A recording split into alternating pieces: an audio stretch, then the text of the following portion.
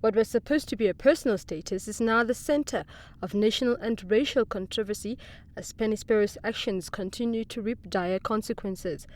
Sparrow on Sunday lashed out at black South Africans after her dissatisfaction over the influx of black beachgoers on New Year's Eve. The post went viral, leading to 2 political parties filing criminal cases against her.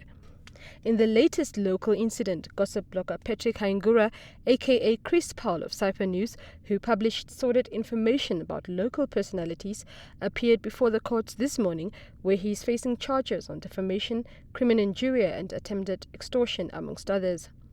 These incidences have cast a dark light on the use of social media as a development tool, as there is no regulation, says South African analyst Ralph Matega and local social media expert Leta Kongarib. The incident raised concerns on the responsible usage and regulation of social media tools. Ngarib agrees with Matega that media laws are now redundant and call for amendment to the legal framework around the media. Really, you need to look at freedom of speech again. That's what really needs to happen.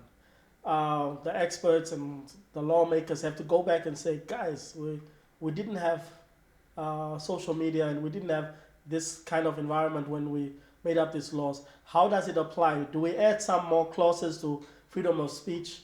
Because if you say freedom of speech, she was okay for saying that, right? But now under these conditions, there are other aspects you must consider.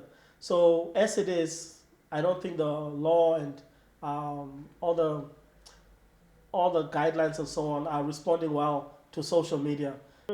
We have to rethink about the manner in which we have configured freedom of expression, because we had configured it before the advent of this social media.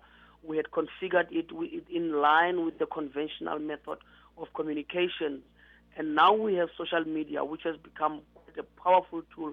We need rather to find the meeting point between this social media platform and our rights as envisioned in the Constitution, rights such as freedom of expression. Narib, however, says the onus is not only on government, but the individual user, and advises Namibians to take caution when interacting on these platforms. You really have to check what kind of profile you want to build for yourself. For example, if you're a sports guy, you want to talk about your teams and analyze games and talk about the new coach for Real Madrid, that kind of thing. Stay in your lane.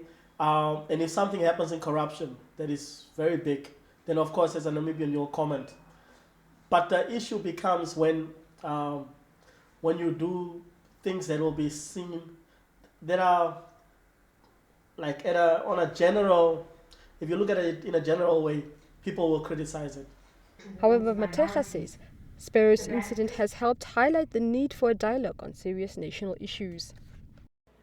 Exactly. It is an eye-opener, but usually when we come across an episode such as this, we tend to ostracize an individual who expressed this, an individual such as Penny. And I'm not saying that her conduct is by any means acceptable, but I think we should use this as an opportunity to reflect on the extent to which there could be some members within our society who harbor such views.